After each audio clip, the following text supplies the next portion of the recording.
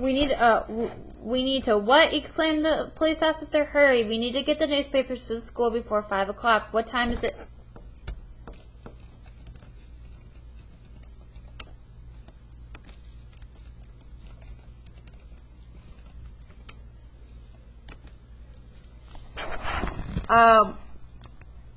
What time is it now? Said Nim breathlessly. Let me get this straight, said the officer. You called the police here to move newspapers. The other policeman stared at Nim. Why would you call the police? It's for the war effort, Nim said excitedly. When Officer Kearney came to our school, he said if you ever needed help, we should call the police. He said to give them the exact address and... Wait a minute, interrupted the police officer, shaking his head. I don't think this is the kind of help Officer Kearney had in mind. The doorman reappeared. Is there a problem here? Nim explained. I needed help with the newspaper, so I called the police. Does anyone know what time it is? Back in Nim's flat, the clock on the wall chimed 3:45. Grandfather was pacing the floor nervously. On the table was Nim's snack of milk and cookies, and beside it was the cigar box with her Chinese school supplies. Grandfather flipped through Nim's calligraphy book as if checking her work. The telephone rang. Grandfather answered it immediately. Nim's mother listened with a worried look. Grandfather thanked the caller bookishly and hung up. The phone rang again. Grandfather answered it again. He thanked the caller. When the phone rang a third time, Grandfather motioned to Nim's mother not to answer it. Let it ring, he told her. Grandfather paced back and forth with hands clasped behind his back. Nim's mother could see that Grandfather was mad, but she didn't dare ask why. Soon Grandfather put on his hat and coat and left the house. Outside the Washington Irving School, the police officer was just getting into the police car and paddy wagon. Nim rushed out to wave goodbye, shouting, thank you for helping me. It was late. Nim hurried home, pulling her empty wagon. She almost ran into Garland Stevenson, making his last trip before the end of the contest. His wagon was overloaded, and he had to steady it as he pulled it slowly toward the auditorium door. With a self-satisfied grin, Garland said, did you bring any more newspapers, as if you could ever beat me? Nim smiled mysteriously and said, a few. Did you see how big my stacks are? Asked Garland. I saw them, answered Nim. What time is it? It's too late for you, said Garland. And by the way, why don't you get a watch that works? It would tell you it's time for me to win the contest, he added with a laugh. Nip watched from the corner and chuckled as Garland opened the auditorium door. Nim raced up the street with the empty wagon clattering behind her. She knew she was late, but she knew all would be forgiven when she told about winning the newspaper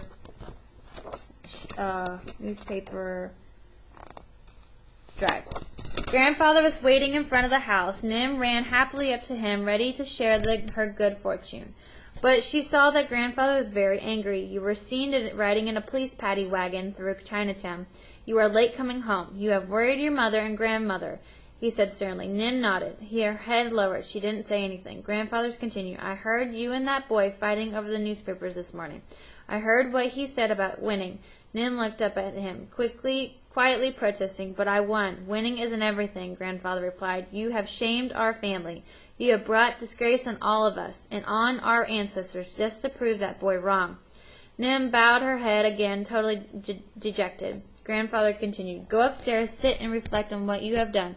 I will speak with you again after you have thought about it. Nim climbed the stairs slowly. Mother opened the door, and Nim nodded to her with tears in her eyes. Still, neither mother nor grandmother dared ask why Grandfather was so mad at her.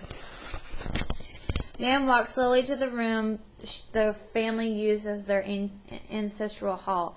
She seated herself on the first of 6 straight high-backed chairs arranged in a row against the wall on one side of the room. Above the chairs hung 6 large portraits of the ancestors. They all looked austere and dignified. None smiled. Nim sat very quietly by herself. She was too embarrassed and ashamed to meet the eyes of the honorable ancestors who must be looking down at her in disappointment. The chair was very high. The only sound in the room came from the ticking of the clock and the chimes that rang every quarter hour. It was 4:30 now. On the windowsill at the far end of the room were Grandfather prized jade plants, glistening in the late afternoon sun. At the other end of the room, close to the door, stood the family's ancestral altar. As he did every day at sunset, Grandfather came to attend the small altar. Without looking at Nim, he let the incense from the flame on the wick in a small glass bowl filled with temple oil. The statue of Kuan Yin, the goddess of mercy, in its teak and glass case was slowly enveloped in smoke. A sweet, pungent smell of incense filled the air as Grandfather murmured a short incantation that he turned to Nim. She rose to face him. Grandfather, I'm so sorry. I did not mean to shame the family, but I didn't do what I did to prove Garland wrong. I wanted to bring honor to the family. Garland said an American would win the contest, and he was right, and an American did win. I was born here. I am the American who won. Grandfather looked thoughtfully at Nim. She was crying quietly. Her head bowed. Grandfather reached for the pin with the American flag and the Chinese flag that he wore on his lap hole. He took it off and pinned it on Nim. She looked up slowly, touching the pin lightly. Grandfather handed her his handkerchief. Come along now. If we hurry, we can stop by the school to see the newspapers before you have to go to Chinese school. He put on his hat. Nim made a quick trip to the dining room to get her Chinese school box. As she took a big gulp of milk and picked up her cookies, she looked at the newspaper on the sideboard. Grandfather, are you finished with this? She asked. We need it for the war effort, you know. Grandfather sighed. He really wasn't done with it, but he picked it up and tucked it under his arm. As they left the house, Nim shyly took Grandfather's hand. Along the way, she told him about the newspapers in the garage and the help from the policeman. But as much as she wanted to, she didn't tell him how exciting it was to ride through Chinatown in the police paddy wagon. When they got to the school, they stood in the auditorium doorway to look at the newspapers stacked against the walls and the piles of papers with their name on them. Filling the middle of the auditorium, Grandfather handed the newspaper to Nim. Be gracious in your moment of triumph, he instructed.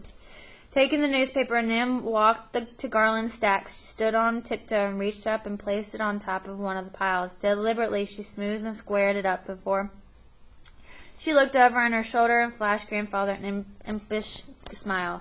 Now we must hurry if you are to be on time for Chinese school, my American grandchild.